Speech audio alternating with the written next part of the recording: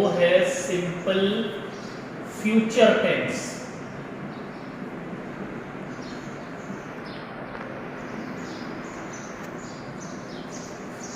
Simple future tense में हम ऐसे कामों का जिक्र करते हैं जो मुस्तकबिल में होने होते हैं, इंटेंडेड होते हैं। वो काम ऐसे नहीं होते जो कि शुरू हो चुके हों या शुरू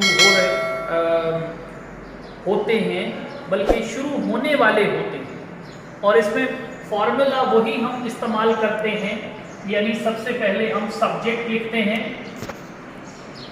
उसके बाद हम हेल्पिंग वर्ब लिखते हैं, और हेल्पिंग वर्ब में हमारे पास विल या शल वर्ड इस्तेमाल होते हैं।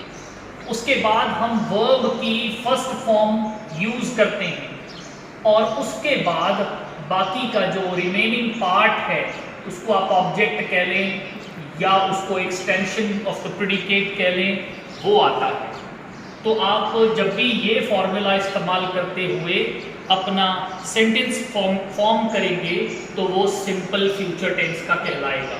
अब जैसे यहाँ पर हम 2-3 सेंटेंसेस फॉर्म करते हैं। सब्जेक्ट में एक सेंटेंस में हम आई लिखते हैं, दूसरे सेंटेंस में हम ही लिखते हैं, तीसरे सेंटेंस में हम दे लिखते हैं। अब ये हमने अपने सब्जेक्ट चॉइस कर लिए हैं। अब इनकी मुनासबत से हमें सेकंड जो चीज़ करनी है वो है विल या शल का इनके साथ इस्तेमाल। तो यहाँ पर आई के साथ शल, अगर यहाँ वी होता तो भी हम शल लिखते, लेकिन बाकी जितने भी सब्जेक्ट हैं उनके साथ हम विल ही लिखेंगे। तो यहाँ पर ही के साथ भी विल और दे के साथ भी विल। फॉर्मूला के हिसाब से आगे बढ़ेंगे तो नेक्स्ट जो चीज़ है वो है वर्ब की फर्स्ट फॉर्म। यहाँ पर आप वर्ब की फर्स्ट फॉर्म लगा सकते हैं। लेट्स से यहाँ पर रीड लिख लें, यहाँ पर राइट लिख लें, यहाँ पर प्ले लिख लें। तो देखें 3 सेंटेंसेस कैसे फॉर्म हो रहे हैं। I shall read, he will write, they will play form हो रहे हैं। आप आगे ऑब्जेक्ट लगाना चाहते हैं, I shall read without fail.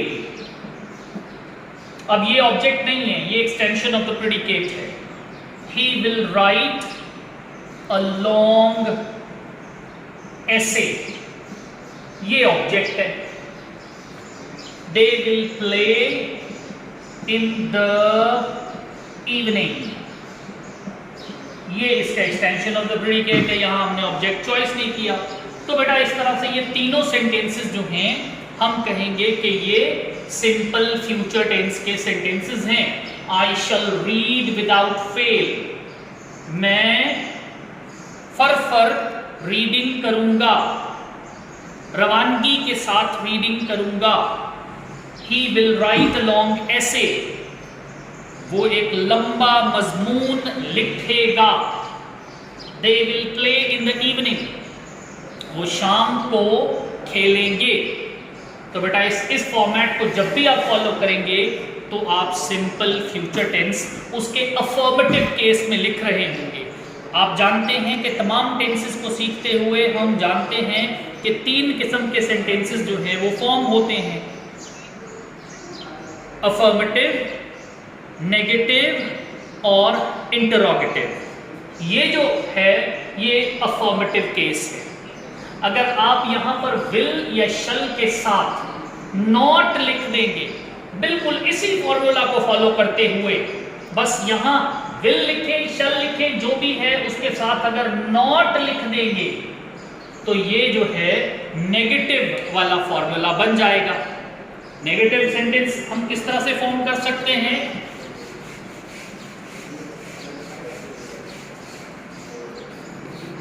Again हम 3 सेंटेंसेस लेते हैं, 3 सब्जेक्ट लेते हैं।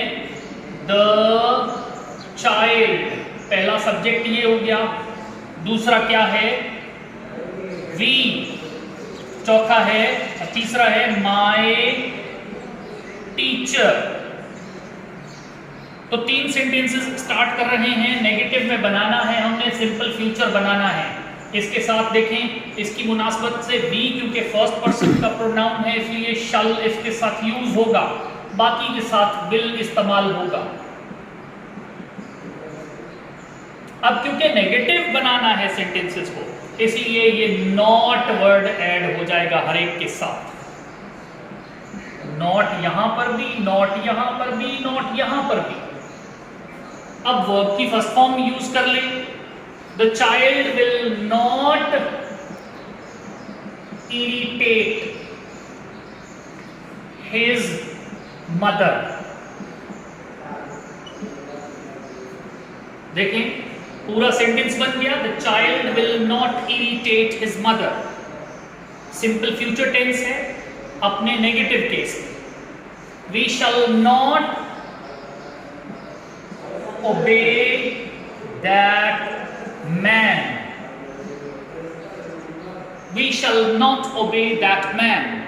हम उस आदमी की फरमाबरदारी नहीं करेंगे। My teacher will not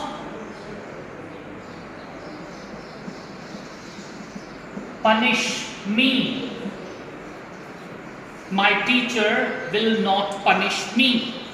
मेरा उस्ताद मुझे सजा नहीं देगा। तो बेटा इस तरह से ये तीनों सेंटेंसेस क्या हो गए, उसी सिंपल फ्यूचर टेंस को नेगेटिव में हमने लिख दिया। याद रखिएगा कि पहले वाले 3 सेंटेंसेस जो थे वो अफर्मेटिव केस में थे, ये 3 सेंटेंसेस जो हैं वो नेगेटिव केस में। इसी को सवालिया बनाना है, सवाल करना चाहते हैं आप, तो आपको इसी फॉर्मूला को स्लाइड सा चेंज करना पड़ेगा। कोई बहुत ज्यादा चेंज नहीं होगा। आपने सबसे पहले तो नॉट नहीं लिखना क्योंकि ये नेगेटिव नहीं है, और सेकेंडली आपने करना ये है कि ये जो विल शल का इस्तेमाल कर रहे हैं बिल्कुल इसी रूल के हिसाब से, बस उसको आपने सब्जेक्ट से पहले यहां रख लेना है, और एंड पर आपने क्वेश्चन मार्क का इस्तेमाल जरूर करना है। अब अगर इस फॉर्मूला को फॉलो करेंगे तो आपका simple future tense question format में बन जाएगा, सवालिया जुमला बन जाएगा। मिसाल के तौर पर आप यहां विल लिखें स्टार्ट में, दूसरे में शल लिखें स्टार्ट में, फिर विल लिखें स्टार्ट में, ये वाला। अब विल जो है उसकी मुनासबत से जो भी सब्जेक्ट आपके पास है, मिसाल के तौर पर शी, शल के हिसाब से तो वी होगा, विल के हिसाब से द बॉयज। देखिए सब्जेक्ट भी आ गया, विल शल भी आ गया। नेक्स्ट है वर्ब की फर्स्ट फॉर्म। यहां गो लिख दें, यहां कम लिख दें, और यहां पर जंप लिख दें। Will she go to school tomorrow, और क्वेश्चन मार्क लिखें। Will she go to school tomorrow, क्या वो कल स्कूल जाएगी? शल वी कम लेट, क्या हम देर से आएंगे? Will the boys jump over the wall, क्या लड़के दीवार से छलांग लगाएंगे? तो बेटा ये देखिए, ये सवालिया अंदाज में ये तीनों सेंटेंसेस आपके सामने मौजूद हैं। और बेटा इस फॉर्मेट से जब भी आप सेंटेंसेस फॉर्म करेंगे आप ये कहेंगे कि हमने सिंपल फ्यूचर टेंस को लिखा है। याद रखिएगा कि कभी भी फॉर्मूला में जहां भी गलती होगी तो सेंटेंस गलत हो जाएगा। अगर स्ट्रिक्टली इस फॉर्मूला को फॉलो करते रहेंगे तो आपका सेंटेंस गलत नहीं हो सकता। सेंटेंस बिल्कुल अपनी सिंपल फ्यूचर टेंस में ही रहेगा। तो इसलिए इसको आपने फॉलो करना नहीं भूलना। बेटा ये तो इस फॉर्मूला के साथ है, लेकिन यही सिंपल फ्यूचर टेंस अगर आप चाहें तो एक दूसरे स्लाइड सा चेंज करके उसको वो भी कर सकते हैं, वो भी सिंपल फ्यूचर ही कहलाएगा। और वो क्या है? वो ये है कि आप इस विल शल को इस्तेमाल न करें। इसकी जगह पर आप लिखें बी गोइंग टू, यानी सब्जेक्ट में लिखना है, जो भी सब्जेक्ट आप ले रहे हैं वो लिखें। विल शैल की जगह पर बी गोइंग टू, वर्ब की फर्स्ट फॉर्म ऑब्जेक्ट। एक सेंटेंस बनाकर दिखाता हूं। मिसाल के तौर पर आपने लिखा आई को सब्जेक्ट ले लिया। दूसरा सेंटेंस है आपने ही को सब्जेक्ट ले लिया।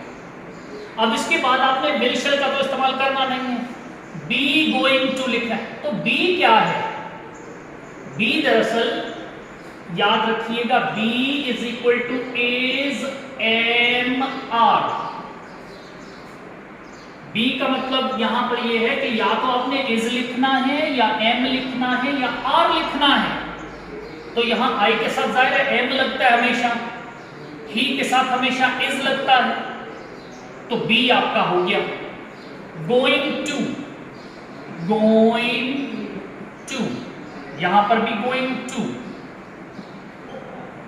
वर्ब की फर्स्ट फॉर्म में ले ले जो भी आपने लिखना है।